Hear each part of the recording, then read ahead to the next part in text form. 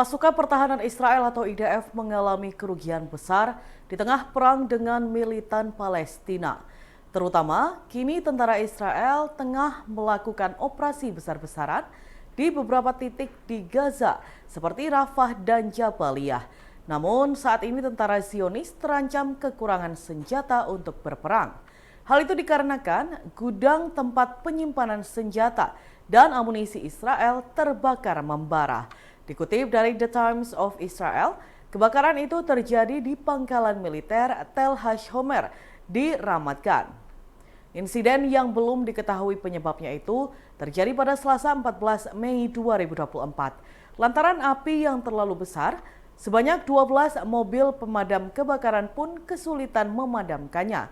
Oleh sebab itu, pemerintah Tel Aviv menambahkan beberapa kendaraan penyedia air untuk membantu tim pemadam kebakaran.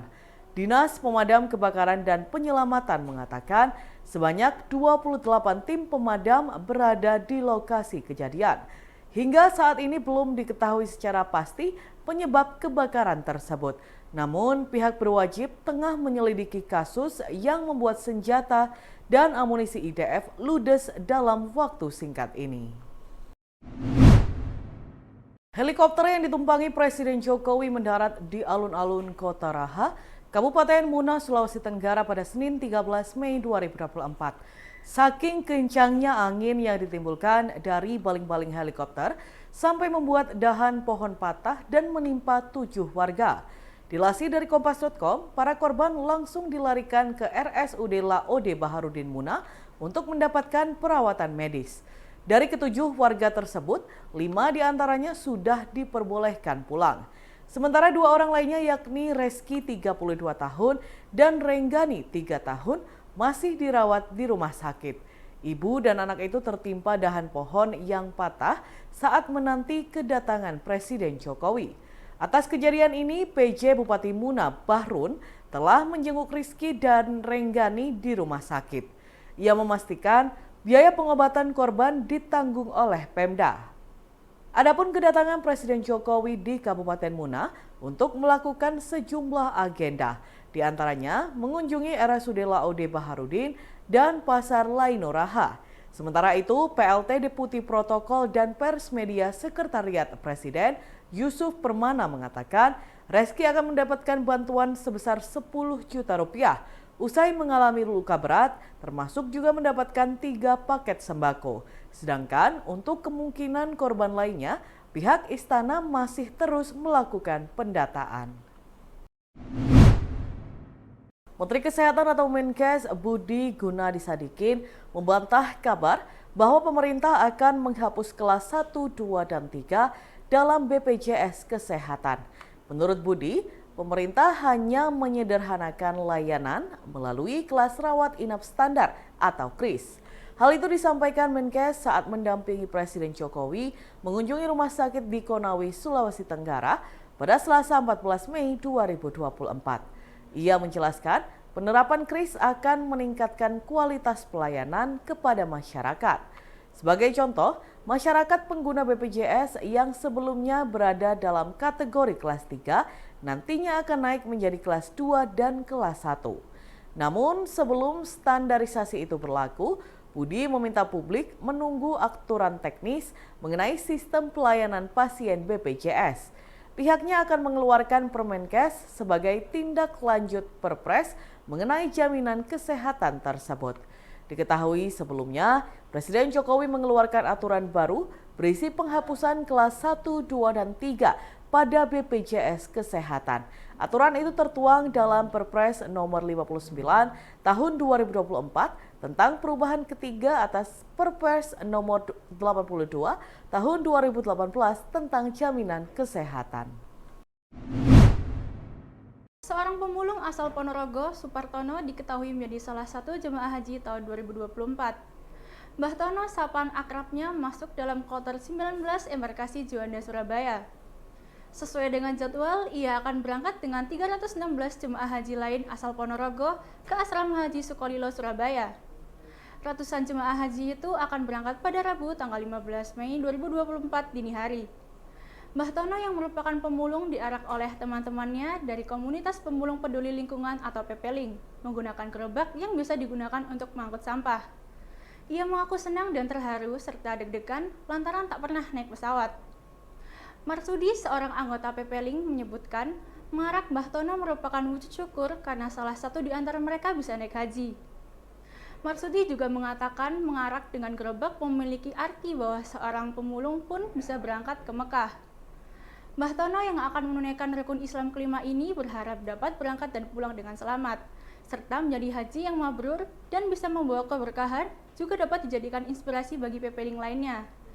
Dan Tribuners, berikut kita simak wawancara pemulung naik haji Mbah Tono dan anggota PPLING Marsudi. Perasaan saya terharu, alhamdulillah, ya seneng, ya redek, karena belum pernah naik pesawat, belum pernah seneng redek, tapi saya hanya pasrah saja kepada Tuhan Yang Maha Esa. Saya pasrah itu saja. Tadi ketika diarak persiapan khusus gak Pak? Ya persiapan jalan-jalan, ya jalan sambil mulung itu, ya 5 kilo, ya biasanya itu keliling Ponorogo itu. Sambil bawa itu, yang tahu bapak-bapak tahu bawa saya bawa karung, ini tahu, banyak yang tahu. Harapan Pak Tomo apa sih Pak? Semoga saya nanti berangkat selamat, pulang selamat, semua jamaah selamat, nggak ada halangan suatu apapun. Harapan itu. Pak, ini tadi kan diantar teman-teman diarak. gimana? Bangga, seneng atau gimana? Ya seneng saya, gimana memang terharu saya berangkatnya 83 itu saya beli becak itu 40.000, itu ngoyo. Saya jualan kambing 1, punya uang 5.000. Sepedanya bapak saya itu saya gadek nih 20.000 itu untuk beli becak. Beli becak 40.000 tahun 83 itu ngoyo sekali. Buat mulung itu juga Pak ya? Buat mulung itu. Betul. Ini alhamdulillah sebagai wujud bersyukur kami karena kawan kami ada yang alhamdulillah Allah sudah memanggil dalam artian ke Mekah Al-Mukarramah naik haji, dan itu sebuah panggilan suci. Ini istilahnya kalau bahasa Jawanya itu nyengguyung atau mendorong supaya lebih semangat dan penuh keberkahan. Nanti hajinya beliaunya bisa haji yang mabrur, kemudian membawa keberkahan bagi kami PPLING sehingga bisa ketularan. Jadi lebih ke inspirasi beliau, kemudian karena beliau itu merasa berangkatnya dulu itu memang dari pemulung, dari sampah, dari gerobak sampah. Makanya tadi naiknya juga dari gerobak sampah sebagai PPLING, sebagai pengingat bahwasanya ya dari situlah berangkatnya sehingga alhamdulillah bisa naik haji hari ini. Dengan tambahin pangestu semoga beliaunya lancar sampai kembali ke Ponorogo. Polres Trenggalek melimpahkan kasus pencabulan santri oleh kiai dan anaknya di salah satu pondok pesantren di Kecamatan Karangan, Kabupaten Trenggalek ke Kejaksaan Negeri Trenggalek. Kapolres Trenggalek AKBP Gatut Bowo Supriyono menuturkan saat ini penyidik Satreskrim tengah melengkapi berkas perkara sesuai petunjuk P19 dari Kejari. Selama penyidikan dan pemeriksaan, ditemukan fakta baru yang terungkap mengenai tersangka M, 72 tahun yang merupakan pengasuh pondok pesantren, dan juga anaknya F, 37 tahun. Gatot menjelaskan dari 12 laporan terkait kasus pencabulan yang diterima Polres Trenggalek, hanya ada 6 korban dan bukan 12 korban dengan rentang usia 14 hingga 17 tahun. Gatot juga memaparkan bahwa kasus tersebut diduga telah berlangsung dalam kurun waktu 4 tahun, mulai tahun 2020 hingga 2024. Sementara modusnya, M meminta korban untuk membersihkan kamar pribadi miliknya. Lalu, di kamar tersebut sang kiai melakukan aksi pencabulan terhadap santrinya. Sedangkan modus yang dilakukan F adalah memanggil korban yang mendapatkan giliran piket malam. Korban lalu diajak masuk ke rumah dengan alasan akan diberi lotion anti nyamuk. Di ruang tamu rumah tersebutlah F melakukan pencabulan terhadap santriwati. Atas aksi bejat yang dilakukan bapak dan anak tersebut, keduanya terancam terjerat pasal 76E, Jungto pasal 82, ayat 1, ayat 2, ayat 4 UU RI nomor 17 tahun 2016 tentang penetapan Perpu nomor 1 tahun 2016 mengenai perubahan kedua dan atas UU RI nomor 23 perubahan 2002 tentang perlindungan anak. Mereka terancam pidana penjara paling singkat 5 tahun dan paling lama 15 tahun, serta denda paling banyak 5 miliar rupiah, ditambah sepertiga dari ancaman pidana. Selain itu, keduanya juga terancam terjerat pasal 6 huruf C, pasal 15 ayat 1 huruf B, huruf G UU RI nomor 12 tahun 2022 tentang tindak pidana kekerasan seksual, dengan ancaman pidana penjara paling lama 12 tahun dan atau pidana denda paling banyak 300 juta rupiah, dan serta pasal 294 ayat 1 dan 2 kedua KUHP dengan ancaman penjara paling lama 7 tahun. Dan Tribuners, berikut kita simak wawancara dengan Kapolres Trenggalek AKBP Gatot Bowo Supriyono.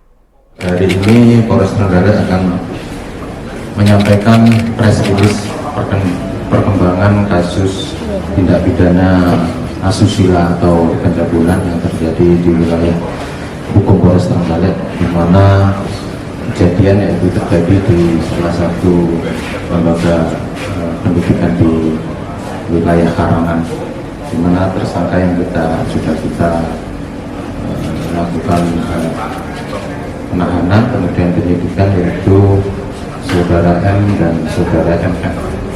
Perkembangan untuk kasus tersebut sampai dengan sekarang itu sudah kami limpahkan ke kejaksaan, kemudian dari kejaksaan ada beberapa petunjuk T19 yang akan segera kami penuhi, kemudian akan segera kami limpahkan kembali ke kejaksaan. Demikian rekan-rekan, barangkali ada yang perlu ditanyakan. Adanya pelapor ada berapa sekarang? Untuk pelapor atau korban sebanyak 6 orang siswi dari lembaga pendidikan tersebut. Download Tribun X sekarang, menghadirkan lokal menjadi Indonesia.